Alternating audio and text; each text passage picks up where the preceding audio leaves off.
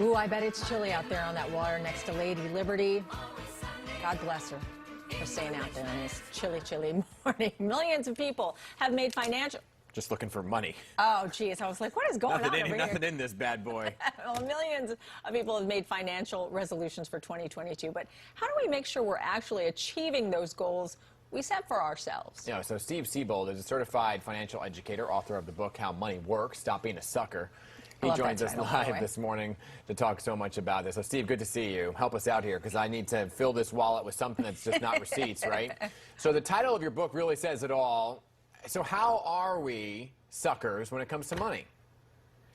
Well, most of us are never taught how money works in school. The financial lobby won't allow it, because the dumber we are about money, the richer they get. And they're the richest industry in the history of the world. So it's really put upon us as individuals to educate ourselves. And this book really was written for a 14-year-old so we can all understand it. Well, that's always good. Well, talk to us about how we can actually come through then on achieving this financial success that you speak of. What's the first step on what we should focus on?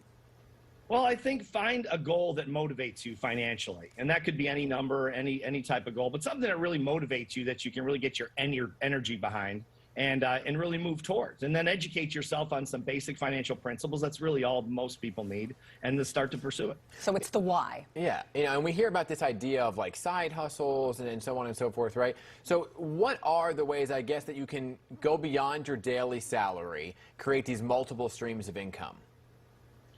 Well, I mean, it's easier to become an entrepreneur now and have a side hustle, as the kids like to call it, whether you're driving Uber or Lyft or starting a business on the internet, selling for Amazon or anything else. So maybe in addition to a job, you've also got a side business, and so you can create multiple streams of income to increase your net worth. Yeah, but it's not that easy for everyone. But are there other ways? Like, I know that I have friends that sell their clothes, like resale and those kinds of things. Do you have any other options besides that, besides starting your own little company?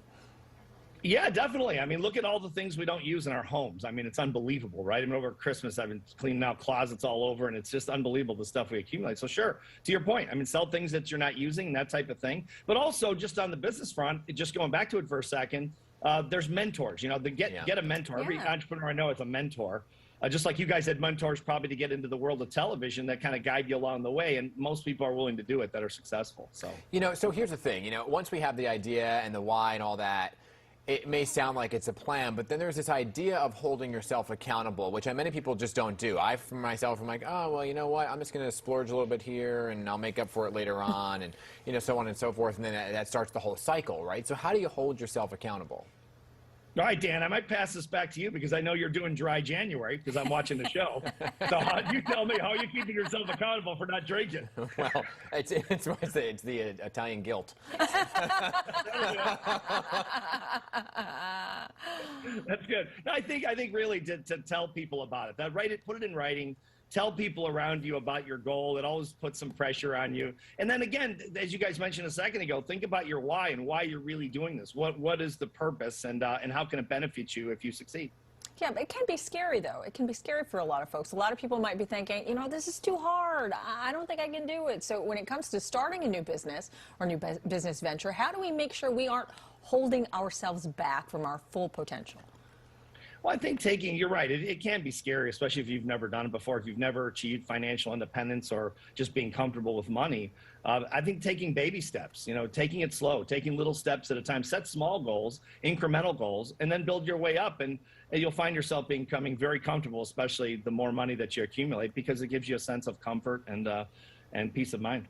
You know, it's also, you know, for me, it was always that mindset of taking whatever you're spending. So my weekly coffee, right, it would cost me somewhere $30-something a week. It was that mind shift of taking that $30 and socking it away into a savings account, making your own coffee. People were like, oh, well, $30 a week is so little, but you got to start somewhere.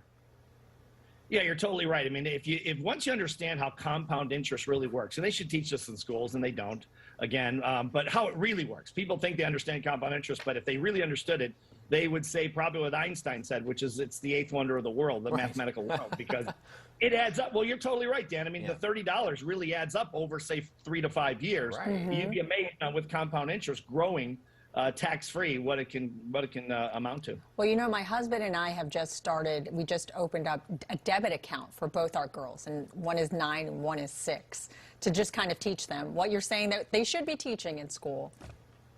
Well, absolutely. These concepts aren't that complicated. I mean, literally, you could teach you could teach a child these things, the basics that you really need to know. And the financial industry won't admit this usually because it hurts them, but you can teach someone on the back of a cocktail napkin. Well, if you really want to teach them the basics. And Steve, you got to get them at college, right? In college, with that first day when your parents drive away and you can't wait till the car turns the corner, you don't see them anymore, right? You're like, bye, mom and dad, and then all of a sudden you turn your back.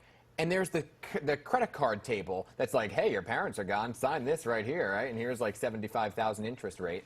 And so, you know, you get yourself into trouble at an early age. Hey, you start buying beer. That's the first thing you go for. You start buying beer.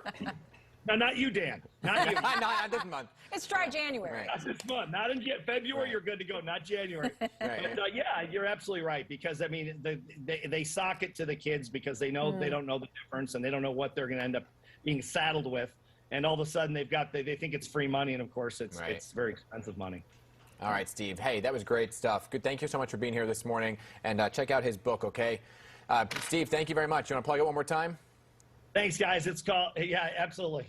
Yeah, it's called How Money Works. You can get it on Amazon or any bookstore. Stop being a sucker. That's my favorite part of it. Love the title, Steve.